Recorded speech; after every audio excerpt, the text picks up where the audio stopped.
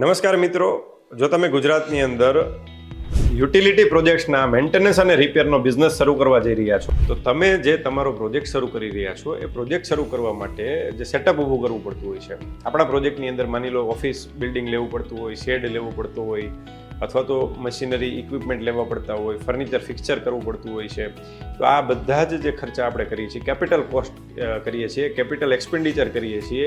આ એક્સપેન્ડિચર કરવા માટે, આ ઇન્વેસ્ટમેન્ટ કરવા માટે જનરલી આપણે પ્રોજેક્ટ રિપોર્ટ બનાવીને નેશનલાઇઝ કે કોઓપરેટિવ બેંકમાંથી આપણે લોન લેતા હોઈએ છીએ, ટર્મ લોન લેતા હોઈએ છીએ. જો આ ટર્મ લોન તમે તમારા પ્રોજેક્ટ માટે લીધેલી છે અથવા તો લેવાનું વિચારી રહ્યા છો, તો તમને એમાં 5% 5 વર્ષ માટે, 6% 6 વર્ષ માટે અને 7% 7 વર્ષ માટે એવી રીતે ઇન્ટરેસ્ટ સબસિડી મળે છે. ચાલો સમજીએ આપણે એ કેવી રીતે મળે છે. જે તમારા પ્રોજેક્ટનું લોકેશન છે એ લોકેશન ઉપર આ બધું આધારિત હોય છે. આ લોકેશનની વિગત પણ તમને હું સમજાવી દઉં છું.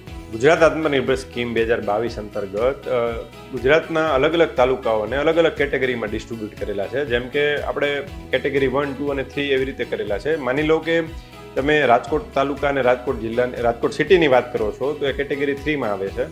ગોંડલ તાલુકો અને એની વાત કરો છો તો કેટેગરી 2માં આવે છે. પણ ચોટીલાની વાત કરો છો તો ચોટીલા તાલુકો જે છે એ કેટેગરી 1માં આવે છે. ઇન્ટરેસ્ટ સબસિડી જે છે એ ડિપેન્ડ કરે છે કે તમે કયા તાલુકાની અંદર, કઈ કેટેગરીના તાલુકાની અંદર તમે તમારું યુનિટ શરૂ કરી રહ્યા છો, એના ઉપર તમને સબસિડી મળશે. આ એક્ઝામ્પલમાં આપણે સમજ્યા ચોટીલા, ગોંડલ અને રાજકોટની વાત કરીએ તો જો તમે રાજકોટની અંદર સર્વિસ યુનિટ ચાલુ કરો છો, જે આપણે વાત થઈ એ મુજબ, તો તમને 5% ઇન્ટરેસ્ટ સબસિડી 5 વર્ષ માટે મળે છે. ગોંડલની અંદર કરો છો તો 6% ઇન્ટરેસ્ટ સબસિડી 6 વર્ષ માટે મળે છે. અને એ જ વસ્તુ ચોટીલાની અંદર તમે શરૂ કરો છો તો 7% ઇન્ટરેસ્ટ સબસિડી 7 વર્ષ માટે મળે છે. તો આવી રીતે તમે જે તમારું યુનિટ શરૂ કરી રહ્યા છો એમનું લોકેશન સિલેક્શન કરવું એ પણ મહત્વનો ભાગ હોય છે. અને આની અંદર તમને આ પ્રકારની સબસિડી મળતી હોય છે. ખાસ કરીને જ્યારે તમે આ યુનિટ બનાવવાનું વિચારો છો ત્યારે તમે કયા કોન્સ્ટિટ્યુશનમાં બનાવો છો, ઇન્ડિવિજ્યુઅલ કેપેસિટીમાં, પ્રોપ્રાઇટરશીપમાં કરો છો, પાર્ટનરશીપમાં કરો છો, LLPમાં કરો છો, પ્રાઇવેટ લિમિટેડ કંપની બનાવો છો, એમાં પણ ઘણો બધો ફેર પડતો હોય છે. જેમ કે તમે જો ઇન્ડિવિજ્યુઅલ છો અને વુમન એન્ટરપ્રિન્યોર છો તો તમને 1% એડિશનલ ઇન્ટરેસ્ટ સબસિડી મળતી હોય છે. તમારી એજ 35 વર્ષથી નીચેની છે તો પણ તમને 1% એડિશનલ ઇન્ટરેસ્ટ સબસિડી મળતી હોય છે. જેમ કે તમને 5% મળવાપાત્ર છે રાજકોટની અંદર, તો એ 5% વાળા વુમનના કેસમાં 6% થઈ જાય, અને એ વુમન 35 વર્ષથી નીચે હોય તો 7% થઈ જાય.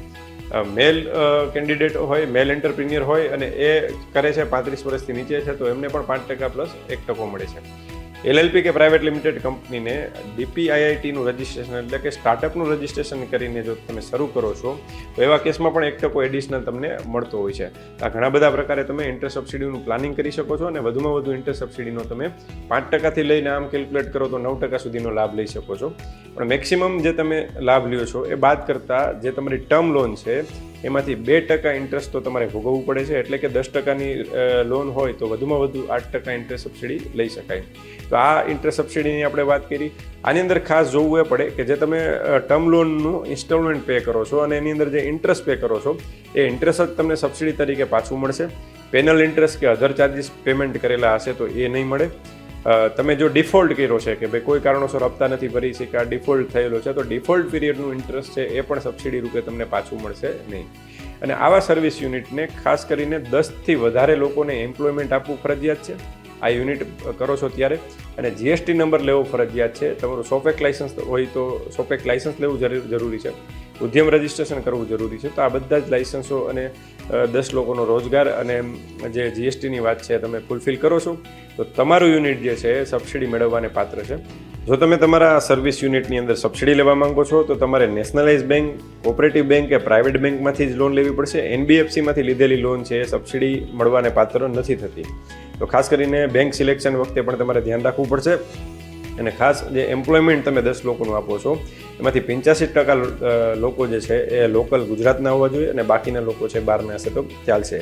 સાથે સાથે તમારે જે એપ્લિકેશન કરવા માટે તમારી પાસે જે ટાઈમલાઈન છે એ એવી હોય છે કે તમારું ફર્સ્ટ ડિસ્બર્સમેન્ટ થાય છે લોનનું, પહેલો હપ્તો લોનનો ઉપાડો છો ત્યારથી 1 વર્ષની અંદર, અથવા તો પહેલું બિલ સર્વિસ પ્રોવાઈડ કરવાનું ચાલુ કરો છો અને સર્વિસ રેન્ડરિંગનું કામ ચાલુ કરો છો એટલે ત્યારથી જે પહેલું બિલ બને છે, પહેલું બિલ અથવા તો ફર્સ્ટ ડિસ્બર્સમેન્ટ, બેમાંથી જે મોડું હોય એના 1 વર્ષની અંદર તમારે અરજી કરવાની હોય છે.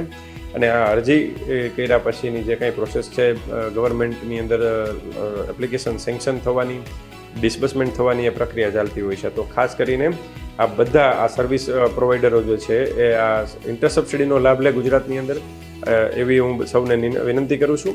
હું રાજેશ સવનિયા, એડ્રોડ કોર્પોરેશન, રાજકોટ. અને વધુ માહિતી મેળવવા માટે અમારી યુટ્યુબ ચેનલ રાજેશ સવનિયા વિઝિટ કરો.